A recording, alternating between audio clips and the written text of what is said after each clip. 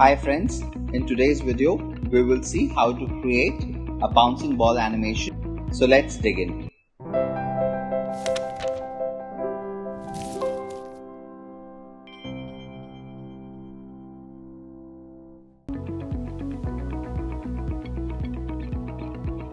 We'll start by creating a default cube.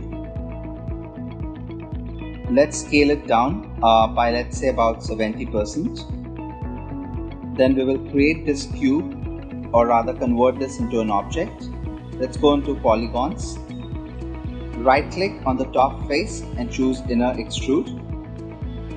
We will extrude it slightly towards the inner side, and then right click, choose extrude, and holding the mouse left button, just extrude it on a y-axis. Probably somewhere where we cannot see the extra edges, but yeah, that point seems fair to me. Post that's been done, let's convert it back to as a model object. And now let's create some small spheres. We are just rescaling the spheres. This seems to be too small. Let's rescale it a tiny bit notcher. You will see during this tutorial we will just work on a lot, fixing the size, just seeing what settings works best. Now let's add a cloner object. Make sphere the child of the cloner object.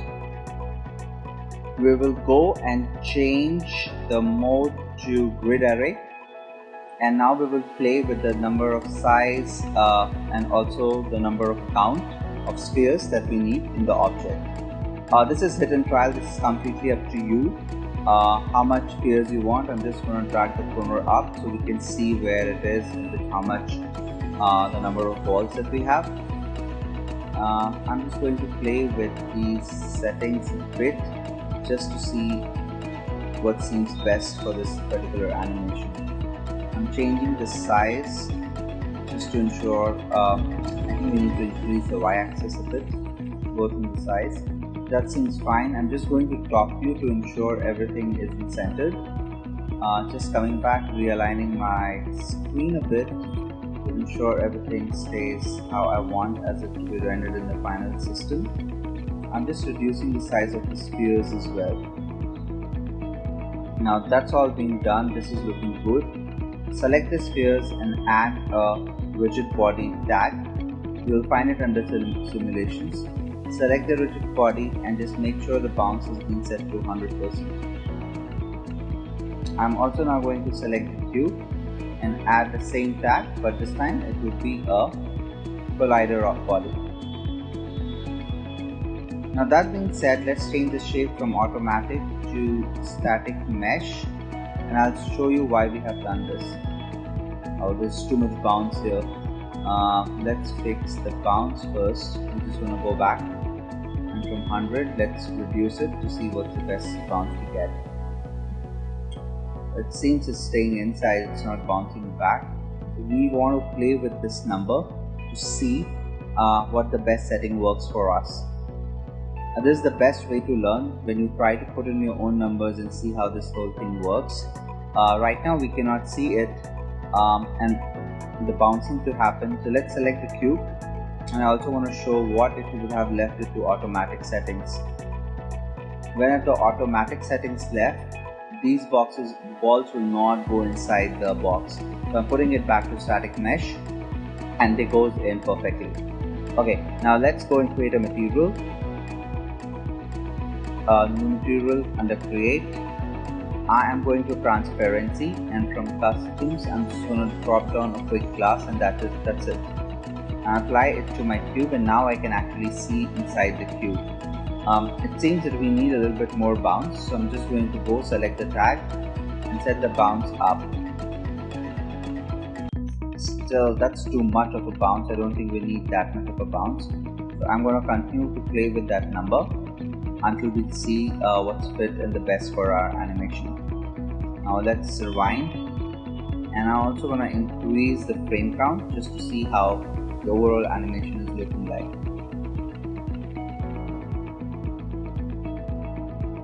Still, I'm not getting the bounce that I want. I'm going to increase this bounce a bit, and this seems okay to me. let me just rerun this and see how this looks like. But before we do that, let's also create some materials. Let's go to material again, double click this, we go to color, we go to texture, we'll use a gradient here, click on gradient,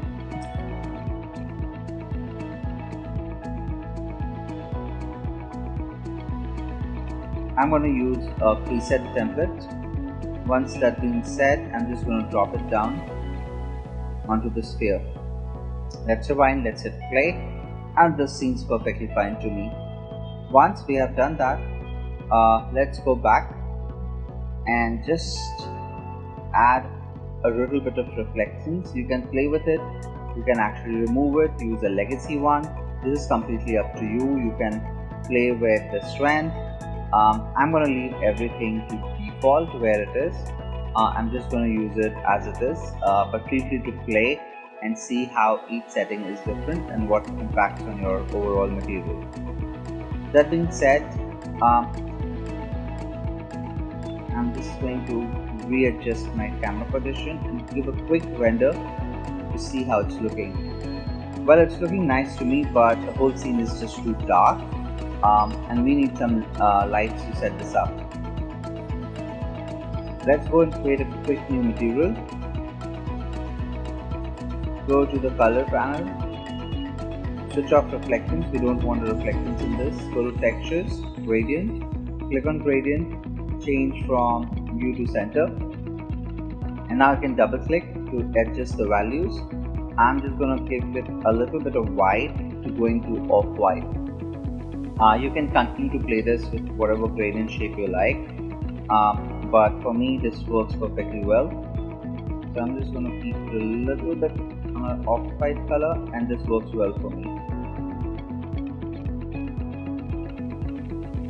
Now quickly going to add a background. Apply this texture to the background. Apply a C4D tag, which is a compositing tag, and just click compositing background. Now we go to settings. We're just going to make it, for this video I'm going to make it to by 800 by 800 pixels. You can choose whatever size you want. Just making all frames are selected, and now I'm readjusting my camera position, which gives me the best angle for the overall video. And this is perfect. This is exactly what we wanted to create. Let's go rewind, let's go to settings once again, let's go to save tab. I'm using an MP4 version, you can use whatever you want. I'm closing the sound, but MP4 is the best in this case. Just saving it quickly on a desktop, giving it a name. I already had the file, so I'm kind of overwriting it. Once that's been set, let's see all the settings. Yes, it's alright, and hit render preview. And that is our final rendered output, and I'll see you in the next video shortly.